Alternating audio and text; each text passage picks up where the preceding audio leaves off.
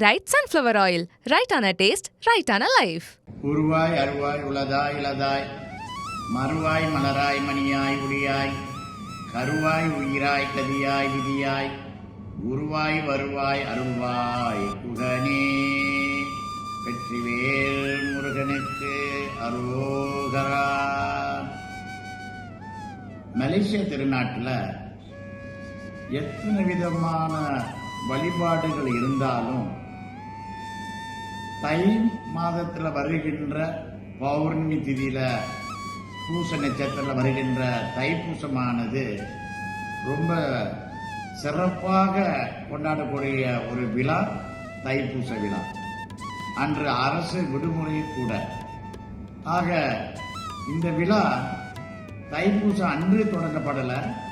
தை மாதம் தொடங்கிய உடனே மக்கள் கூட்டம் வத்துமலை நோக்கி முருகனை நோக்கி பால் அபிஷேகம் காவடிகள் தொடர்ந்து ஒரு மாத காலமாக இந்த வழிபாடுகளை செய்து கொண்டிருக்கின்றார்கள் மலேசியாவில் வாழும் இந்துக்கள். 272 படி கொண்ட அந்த மலை ரொம்ப சிறப்பான ஒரு மலையாகும். அங்கே முருகப்பெருமான் உள்ள திருநாமம் வேலாயுதம். அங்கே வேலை தான் வணங்குகிறார்கள். வேலை வணங்குவதே நமது வேலையாக எண்ணி மலேசியா இந்துக்கள் இந்த தைப்பூச திருவிழாவை ரொம்ப சிறப்பான முறையில் கொண்டாடி கொண்டிருக்கின்றோம். இந்த தைப்பூசத்தில் நீங்கள் பார்த்தீங்கன்னா வெறும் தைப்பூச விழா மட்டும் இல்லை, புதிய புதிய திட்டங்கள், கலைக்கூடங்கள், மருத்துவர் சேவை, தகவல் மையம் 48 மணி நேரம் விடாமல் இந்த விழாவை மலேசியா திருநாட்டிலே மக்கள் கொண்டாடி கொண்டிருக்கின்றார்கள். ஆங்காங்கே அன்னதானமும் இலவசமாக வழங்கப்பட்டு கொண்டிருக்கின்றது. இதில் இன்னொரு முக்கியமான அங்கம் என்னவென்றால் பார்த்தீங்கன்னா, மலேசியா திருநாட்டில் எவ்வளோ கலைஞர்கள் இருந்தாலும் தமிழகத்திலிருந்து வருகின்ற கலைஞர்கள் இங்கே வந்து ஆடியோ, சிடி இது போன்ற பல புத்தகங்கள் வெளியீடு செய்து கொண்டிருக்கக்கூடிய ஒரு இடமாகவும் திகழ்கின்றது.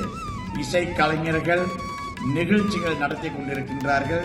ஒரு பக்கம் இசை பாடல்கள், பக்தி மலை பொழிகின்றது போல இசை பாடல்கள், திருப்புகழ் கச்சேரி போன்ற லட்சக்கணக்கில் மக்கள்கள் கூடிக்கொண்டிருக்கின்றார்கள். இன்னொரு அதிசயமான ஒரு விஷயம் என்னவென்றால், இந்துக்கள் மட்டும் இந்த தைப்பூச விழாவை மலேசியாவில் கொண்டாடவில்லை. மாறாக சீனர்கள், வெளிநாட்டுக்காரர்கள் அனைவரும் இங்கே வந்து இருந்து காவடிகள் எழுப்பது மட்டும் அல்லாமல் விருதம் எடுத்து பக்தி பூர்வமாக அவர்கள் இந்த விழாவை கொண்டாடுகின்ற பார்க்கின்ற போது நமக்கு மனசு மகிழ்ச்சியாக இருக்கின்றது.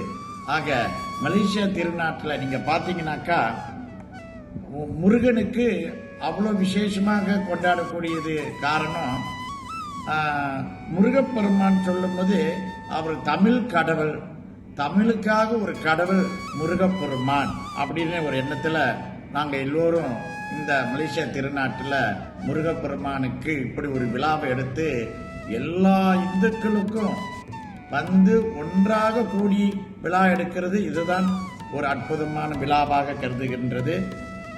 வியாபாரத்துக்கு சிறந்த மொழி ஆங்கில மொழி, சட்டத்துக்கு லத்தீன் மொழி, இசைக்கு கிரேக்க மொழி, தத்துவத்துக்கு ஜெர்மன் மொழி, தூதுக்கு பிரான்சு மொழி, காதலுக்கு இத்தாலி மொழி, பக்திக்கு சிறந்த ஒரே மொழி நம்முடைய தாய்மொழி தமிழ் மொழி. ஆக தமிழ் மொழிக்கு இங்கே எல்லோரும் முக்கியத்துவம் கொடுத்து இருப்பதனால சுமார் 500 பள்ளிகளுக்கு மேல இங்கே தமிழ் பள்ளிகளும் இருந்து கொண்டிருக்கின்றது. அதனால இங்கே உள்ளவர்கள் எல்லாரும் தமிழ் பற்றுடையவர்களாக இருக்கின்றார்கள். ஆகவே தமிழர்களுக்கு ஒரு கடவுள் இருக்கிறார் என்றால் அது முருகப்பெருமான் என்று கருதி இங்கு உள்ள இந்துக்கள் ஒவ்வொரு ஆண்டும் தைப்பூச விழாவை கொண்டாடி கொண்டிருக்கின்றோம். வருடம் மக்கள் அதிகமான கூட்டம் இந்த தைப்பூசத்துக்கு வந்து கொண்டிருக்கின்றார்கள். இவ்வாண்டு ரொம்ப அற்புதமான முறையில் இந்த தைப்பூச விழாவை ஒழுக்கத்தோட, பக்தியோட, சிரத்தையோடு அனைவரும் காவடிகள் எடுத்துக்கொண்டு முருகனுக்கு செலுத்தி கொண்டு இருக்கின்றார்கள் என்று பார்க்கின்ற போது எங்களுக்கு இந்த நாட்டிலே வாழ்வதற்கு நாங்களும் உண்மையிலே மகிழ்ச்சி அடைகின்றோம். ஆக மலேசியாவில் வாழும் இந்துக்கள் அனைவருக்கும் இந்த ஒரு அற்புதமான விழாவாக கருதப்படுகின்றது. தைப்பூசம் முருகப்பெருமானுக்கு விழா எடுத்து நாங்கள் எல்லோரும் செய்து கொண்டிருக்கின்ற வேளையிலே மலேசியா நாட்டிலே நடைபெறுகின்ற தைப்பூச விழாவை உங்களுக்கு இது மூலியமாக தெரிவிப்பதிலே மலேசியா ஸ்ரீ ஆதிசங்கர திருமணத்தின் ஸ்தாபகர் சுவாமி மகேந்திரன் உங்களிடத்திலே பேசிக் கொண்டிருக்கின்றேன். இந்த தகவலை உங்களுக்கு தெரிவிப்பதிலே நான் மகிழ்ச்சி அடைகின்றேன்.